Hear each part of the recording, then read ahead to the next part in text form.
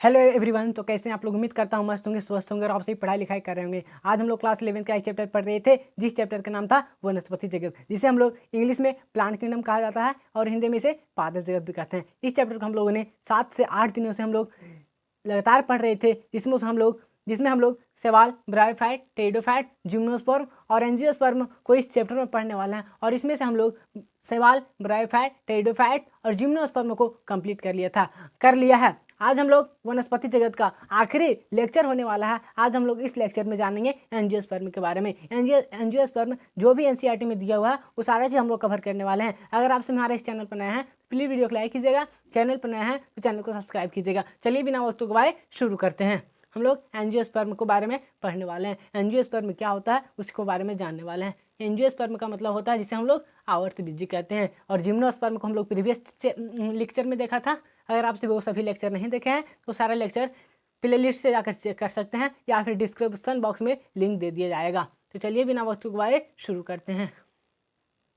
हम लोग आज जिम्नोस्पर्म के बारे में पढ़ने वाला है। इस चैप्टर से पढ़ते पढ़ते बहुत ही हमारा दिमाग भी खराब हो चुका था।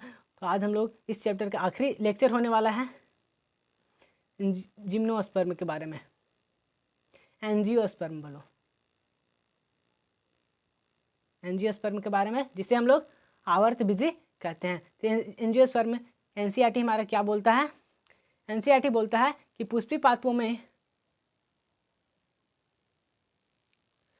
पादपों अथवा एंजियोस्पर्म में परागकण अथवा बीजांड विशिष्ट रचना के रूप में विकसित होते हैं, जिसे पुष्प कहते हैं। पुष्पी पादपों अथवा एंजियोस्पर्म में परागकण तथा बीजांड विशिष्ट रचना के रूप में विकसित होते हैं, जिसे हम लोग पुष्प कहते हैं। जबकि जिम्नोस्पर्म में क्या होता है? बीजांड अनावर्त रहते हैं। इसमें जो होती है जिम्नोस्पर्म में जो बीजांड होते हैं अनावर्त होते हैं, यानी कि किसी भी तरह से ढके हुए नहीं होते हैं। परंतु एंजियोस्पर्म में जो होते हैं वो बीजांड विशिष्ट रचना के रूप में विकसित होते हैं, यानी कि ढके हुए होते हैं।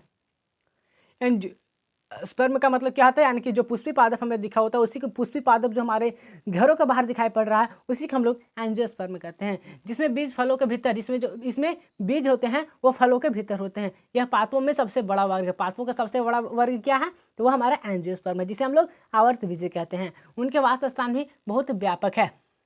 इनका माप की अगर बात करते हैं, इस सूक्ष्मदर्शी यानी छोटा, सबसे छोटा इसका जो एंजियोस्पर्म का जो पादप है वो हमारा उल्फिया है। और सबसे बड़ा जो होता है वो है इकोलिप्टस। इकोलिप्टस का लगभग ऊंचाई जो होती है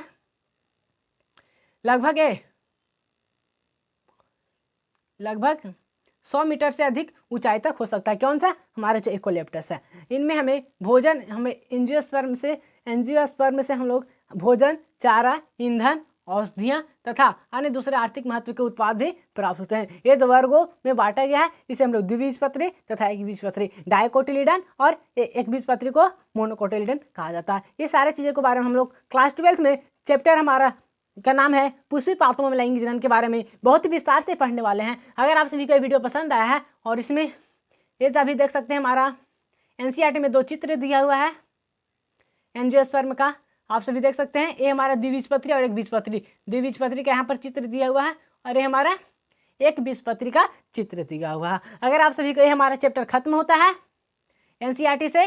अब ये हमारा सारांश दिया हुआ है, आप सभी ये लोग पढ़ लीजिएगा। तो ये हमारा चैप्टर यहीं पर कंप्लीट होता है। तो चलिए मिलते हैं अगली वीडियो में। अगर आप सभी को अगले वीडियो कौन सा चैप्टर पर बनाना है आप हमें कमेंट बॉक्स में करके जरूर बताइएगा, ताकि मिलते हैं। तो ये वीडियो आप सभी को जैसा भी लगा हो आप हमें कमेंट बॉक्स में जरूर बताइएगा। तो मिलते हैं अगली वीडियो में, तब तक के लिए जय हिंद, जय भारत, वंदे मातरम।